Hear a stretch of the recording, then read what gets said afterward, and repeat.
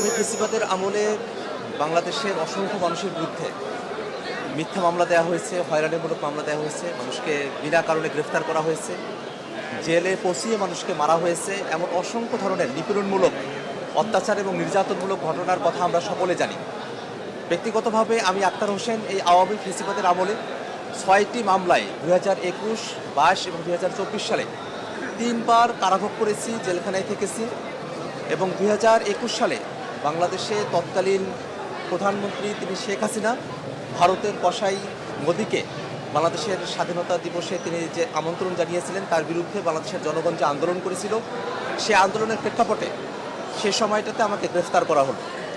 সেদিন রমজান মাসের আগের সন্ধ্যা আমি ঢাকা বিশ্ববিদ্যালয় ক্যাম্পাসে উপস্থিতের মাঝে ত্রাণ সামগ্রী এবং রমজানের সামগ্রী বিতরণ করছিলাম। সেই সময়টাতে পুলিশ আমাকে গ্রেফতার করে নিয়ে যায়, শাহবাগখানায় নিয়ে গিয়ে আমাকে চোখ বেঁধে ডিবি অফিসে নিয়ে গিয়ে নির্যাতন করা হয়। পরবর্তীতে আমি সে মামলাগুলোতে জামিন পেয়েছিলাম। সে সময়টাতে এই মোদিবিরোধী আন্দোলনের প্রেক্ষিতে আমার নামে 2টা মামলা হয়। সেখান থেকে পরবর্তীতে বিস্ফোরক দ্রব্য আইনে আরও একটি মামলা উদ্ভূত হয়। এই 3টি মামলার মধ্যে একটা মামলায় গত 11 সেপ্টেম্বরে আমি খালাস পেয়েছি এবং আজকে 2টি মামলায় কোর্ট পরিবর্তন হওয়ায় আমরা কোর্টে এসেছিলাম এবং কোর্টে আত্মসমর্পণ করে আমরা জামিন প্রার্থনা করেছি এবং মহামান্য আদালত আজকে আমাদেরকে জামিন মঞ্জুর করেছেন। এর পরবর্তীতেও 2022 সালে আবরার ফাহাদের স্মরণসভার ঘটনায় ঢাকা বিশ্ববিদ্যালয়ের রাজভাস্কর্যে ছাত্রলীগ আমাদের উপর নির্যাতন করে এবং ঢাকা মেডিকেলে চিকিৎসাধীন অবস্থায় পুলিশ আমাদেরকে গ্রেফতার করে নিয়ে যায়।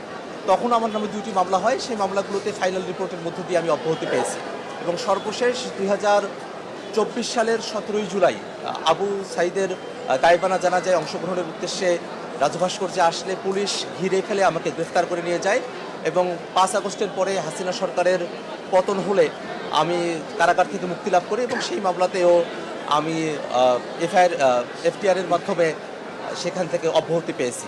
মোটা দাগে বাংলাদেশের মানুষেরা বিগত আওয়ামী ফেসিবাদের সময়টাতে অসংখ্য ভুয়া মামলা, অসংখ্য নিপীড়নমূলক মামলা, অসংখ্য জালিয়াতি মামলা, এই মামলাগুলো বাংলাদেশের বিরোধী রাজনীতির সঙ্গে যারা যুক্ত ছিলেন, যারা সাধারণ মানুষ ছিলেন তাদের ব্যাপারে এই মামলাগুলো করা হয়েছে। এখনও পর্যন্ত এই অন্তর্বর্তীকালীন সরকারের প্রায় 1.5 বছর সময়সীমার মধ্যেও এখনও যে ফেসিবাদের আমলের মামলাগুলোকে নিষ্পত্তি করা হলো না, এখনও যে অনেক মানুষকেই সেই ফেসিবাদের সময়টাতে যেমন করে কোর্টে হাজিরা দিতে হতো এখনও তেমন করে হাজিরা দিতে হচ্ছে। এই ঘটনা আমাদেরকে চরমভাবে আশাহত করে এবং আমরা সরকারের দায়িত্বশীলতা নিয়ে আমরা এই জায়গাটিতে প্রশ্ন উঠাচ্ছি এবং আমরা সরকারের কাছে আহ্বান জানাই, আপনাদের যতটুকু সময়কাল এখনও মেয়াদ রয়েছে একটা স্পেশাল টিম গঠন করে সরকারের তরফ থেকেই বিগত সময়ে যারা বিরোধী রাজনীতির সাথে যুক্ত ছিলেন, যারা সাধারণ মানুষ ছিলেন, যাদের নামে রাজনৈতিক হয়রানিমূলক মামলাগুলো করা হয়েছে সেই মামলাগুলোকে বাছাই করে অতি দ্রুত সরকার যেন সেই মামলাগুলোকে নিষ্পত্তি করার একটা উদ্যোগ গ্রহণ করে।